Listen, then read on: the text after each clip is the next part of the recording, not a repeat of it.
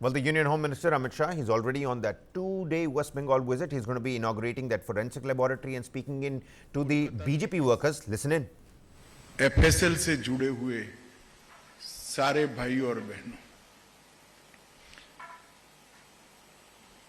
मेरे लिए बड़ा हर्ष का विषय है कि एक विजन के साथ कई सालों से भारत सरकार सुरक्षित, पारदर्शी और evidence based criminal justice system के निर्माण में लगी है। इसमें आज एक और कड़ी जुड़ने जा रही है। दिखने में तो महज 88 करोड़ की लागत से एफएसएल का निर्माण हुआ है, परंतु इस एफएसएल के सीएफएसएल के माध्यम से पश्चिम बंगाल, झारखंड, बिहार, ओडिशा, असम, सिक्किम और उत्तर पूर्व के सभी राज्यों को evidence based criminal justice system develop करने में एक होलिस्टिक अप्रोच की भूमिका का निर्वहन करने में मदद करेगा। ये सभी राज्यों से, पूरे नॉर्थ ईस्ट से कॉम्प्लिकेटेड केस तो यहां आएंगे ही आएंगे, हर विधा के आएंगे, परंतु इसके साथ साथ हमारे 3 नए आपराधिक न्याय प्रणाली से जुड़े कानून और उसके क्रियान्वयन में एविडेंस का महत्व, फॉरेंसिक साइंस का महत्व और उसका दोषियों को सजा कराने में महत्व, ये तीनों प्रक्रिया को समझाने में, अपनाने में और उसको अंततोगत्वा पुलिस स्टेशन तक पहुंचाने में इस एफएसएल का बहुत बड़ा रोल रहने वाला है। क्योंकि भारत सरकार ने समग्र देश के अंदर एक सीएफएसएल का जाला बुनकर 3-3, 4-4 राज्यों के क्लस्टर बनाकर वो 3-4 राज्यों के क्लस्टर की क्रिमिनल जस्टिस सिस्टम को एविडेंस बेस्ड बनाने का एक उपक्रम चालू किया है।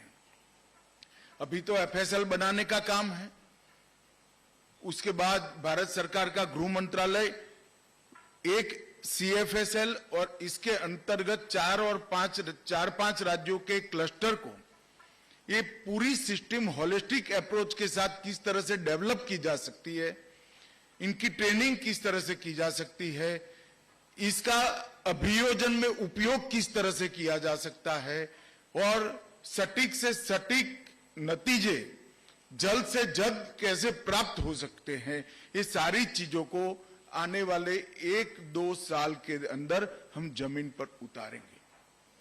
हम जनवरी 26 से एक क्लस्टर अप्रोच से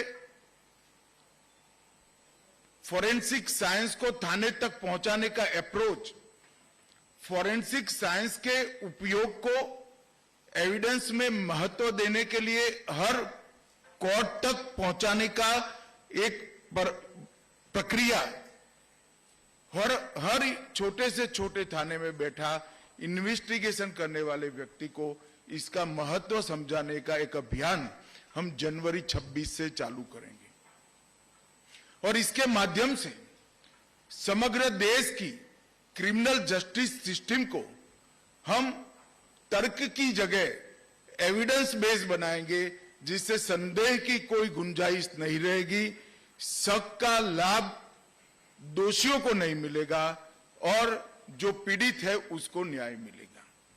ये पूरी प्रक्रिया तभी हो सकती है जब पूरे देश में जितने भी पुलिस स्टेशन है, जितने भी हमारे पब्लिक प्रोसिक्यूटर्स हैं और जितने भी कोर्ट है, वो सब ये पूरी प्रक्रिया का महत्व समझे, इसको अपनाएं और अपने कामकाज में उसको महत्व का स्थान दें।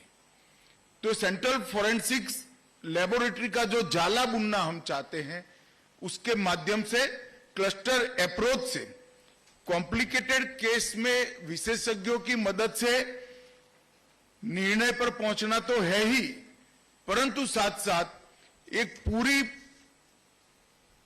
क्रिमिनल जस्टिस सिस्टम की न्याय प्रणाली में आमूलचूल परिवर्तन करना भी है। ये जो 6 एकड़ में लगभग 90 करोड़ सी लागत से CFSL बनी है, इसमें बायोलॉजी, सीरोलॉजी, DNA परीक्षण, केमिस्ट्री, विस्फोटक, विष विज्ञान, narcotics, ballistic, computer science, psychology और फिजिक्स, ये सब डिपार्टमेंट एक साथ चालू होंगे।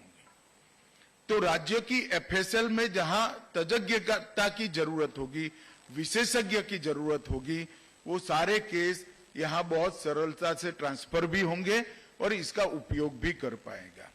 आज यहां पर नारकोटिक्स संस्करण 2 और एक्सप्लोजिव संस्करण 2 का भी विधिवत रूप से विमोचन हुआ है। मुझे विश्वास के दोनों संस्करण देश भर की फॉरेंसिक साइंस लेबोरेटरी को कई सारे काम करने के लिए सरलता उपलब्ध कराएंगे। हम 21वीं सदी में जब हमारे ट्रांजैक्शन, कम्युनिकेशन, आइडेंटिटी और बेसिक डिटेल जब सब ऑनलाइन हो रहा है, एक जगह पे स्टोर हो रहा है, तो अपराध का स्वरूप भी इतनी ही तेजी से बदल रहा है। और ये बहुत जरूरी है कि अपराध को रोकने वाले अपराधी से 2 कदम आगे रहें। और इसमें अगर हम विज्ञान का उपयोग नहीं करते, स्पष्टता से युक्त कानूनों का उपयोग नहीं करते हैं, तो हम अपराध से 2 कदम आगे नहीं रह सकते।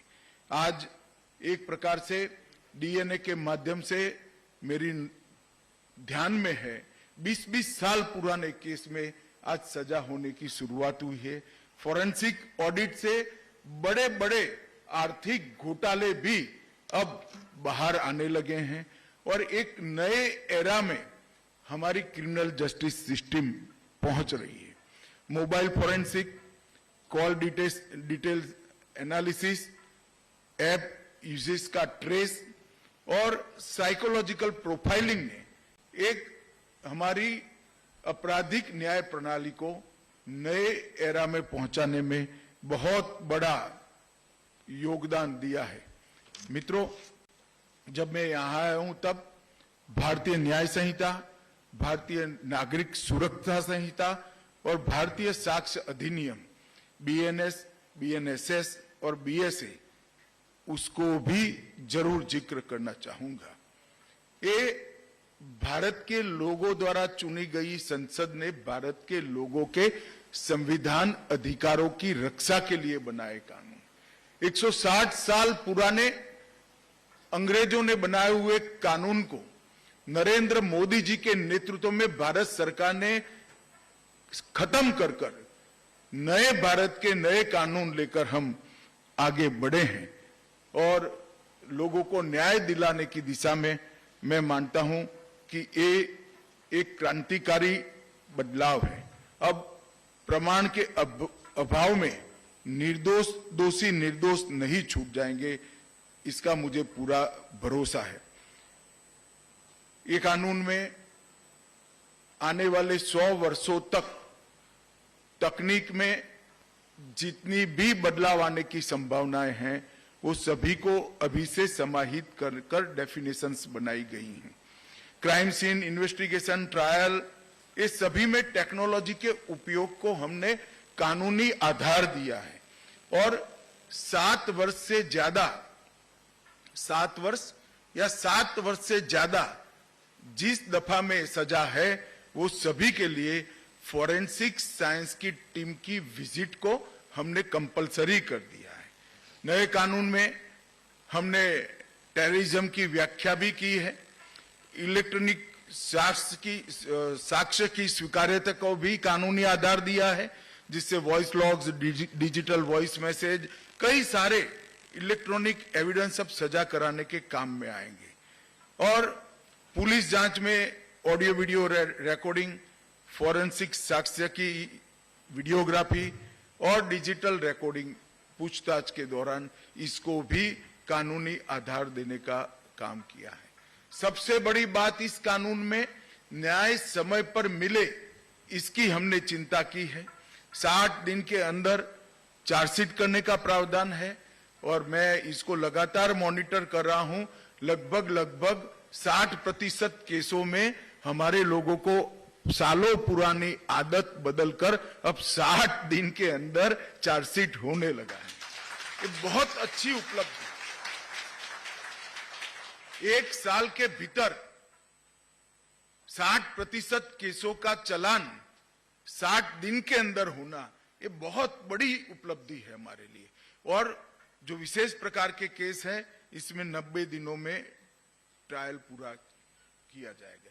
ट्रायल इन एब्सेंसिया, उससे देश छोड़कर भगोड़ा होकर विदेश में बैठकर अपराध कर कानून की रीच के बाहर जो रहते थे, उनकी अनुपस्थिति में भी ट्रायल हम करेंगे, उनको सजा भी सुनाएंगे और सजा सुनाने के बाद अंतर्राष्ट्रीय समझौतों का उपयोग कर उनको वापिस लाने का भी हम काम करेंगे। यहाँ पर जो कोई भी पीड़ित है, उसको फोन पर सभी प्रकार की सूचनाएं समय समय पर उपलब्ध होगी और उसको थाने के चक्कर न लगाने पड़े, इसकी हमने बहुत बड़ी व्यवस्था की है। और आज मैं बहुत फक्र के साथ कह सकता हूं कि 17,184 थाने सभी के सभी CCTNS से जुड़े हुए हैं, ऑनलाइन है और सभी का डेटा एक साथ जनरेट हो। और ये मॉनिटरिंग जो भारत सरकार का गृह मंत्रालय कर रहा है, वो भी ऑनलाइन ही कर रहा है। इससे मालूम पड़ता है कि कितना बड़ा बदलाव हम बहुत कम समय में लेकर आए हैं। और फॉरेंसिक्स जांच की जो हमने कानूनी वैधता तय की है, इसमें हमें फॉरेंसिक्स एक्सपर्ट्स भी चाहिए और सुविधाएं भी चाहिए। तो हमने भारत सरकार की ओर से हर जिले में एक फॉरेंसिक मोबाइल वाहन के लिए हर राज्य को सहायता ऑफर की है और करीब करीब ये पूरे देश भर में था।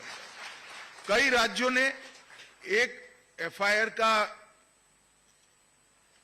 संख्या देखकर उन्होंने अपने आप बढ़ाए हैं और इसके साथ हमने दूरदर्शिता के साथ कानून 24 में आया, 20 में हम नेशनल फॉरेंसिक साइंस यूनिवर्सिटी की स्थापना कर चुके थे और अब 16 परिसर स्वीकृत हो चुके हैं, 7 स्थापित हैं, 8वां भी नागपुर में अस्थायी कैंपस में शुरू हुआ और बाकी के 8 प्रोसेस में हैं। और इसके अलावे 10 अतिरिक्त परिसर, मतलब 26 परिसर करीब करीब हर बड़े राज्य में एक NFSU की कॉलेज हम बनाएंगे, जिससे ट्रेन मैन पावर मिले। इसको बारीकी से अगर कोई स्टडी करे तो ये 26 परिसर से 36,000 विद्यार्थी डिप्लोमा, डिग्री और PhD के साथ बाहर निकलेंगे और हमारी रिक्वायरमेंट साल की 30,000 तक की है। तो एक प्रकार से जितनी रिक्वायरमेंट है, इतना ट्रेन ह्यूमन रिसोर्स बनाने का काम हम एडवांस में ही समाप्त कर चुके हैं। और मुझे विश्वास है कि सारे बच्चे जो बाहर निकलेंगे वो एक नई ऊर्जा के साथ, नए विश्वास के साथ हमारी आपराधिक न्याय प्रणाली को कंट्रीब्यूट करेंगे। मैं CSFL की बात करूं तो CFSL पुणे बायोलॉजी और केमिकल फोरेंसिक्स में बहुत आगे बढ़ चुका है। CFSL भोपाल, गुवाहाटी और जम्मू वो भी अच्छे तरीके से एक्टिवेट हो चुके हैं। CFSL चंडीगढ़ DNA टेस्टिंग के लिए आज दुनिया की सबसे आधुनिक से आधुनिक फोरेंसिक लेबोरेटरी के समकक्ष है। और NCFL हैदराबाद डिजिटल युग में जितने भी अपराध होते हैं, इसके विश्लेषण के लिए हमने बहुत सक्षम बनाया है। 1300 करोड़ से अधिक लागत से NFSU के और 9 कैंपस बनेंगे और 860 करोड़ की लागत से नई 7 सेंट्रल फोरेंसिक साइंस लेबोरेटरी बनाएंगे, जो उत्तर प्रदेश, छत्तीसगढ़, उड़ीसा, राजस्थान, तमिलनाडु, केरल और बिहार में होगी। तो एक प्रकार से देश भर में राज्यों की फॉरेंसिक साइंस की फैसिलिटी को एक सपोर्ट बेस बनाने का काम भारत सरकार के गृह मंत्रालय ने कर दिया है। लगभग 2080 करोड़ की फॉरेंसिक क्षमताओं के आधुनिकीकरण की योजना भी हम ला रहे हैं और 200 करोड़ की लागत से नेशनल फॉरेंसिक डेटा सेंटर की स्थापना भी करेंगे, जिससे अनेक प्रकार के डेटाओं का संग्रहण और आर्टिफिशियल इंटेलिजेंस के आधार पर इसका विश्लेषण और वो विश्लेषण का हर फॉरेंसिक साइंस को उपलब्ध कराकर जांच को और पैनी बनाने का काम हम करेंगे। इससे भारत अब एविडेंस बेस्ड जस्टिस के युग में प्रवेश करने की बहुत सरलता हो जाएगी।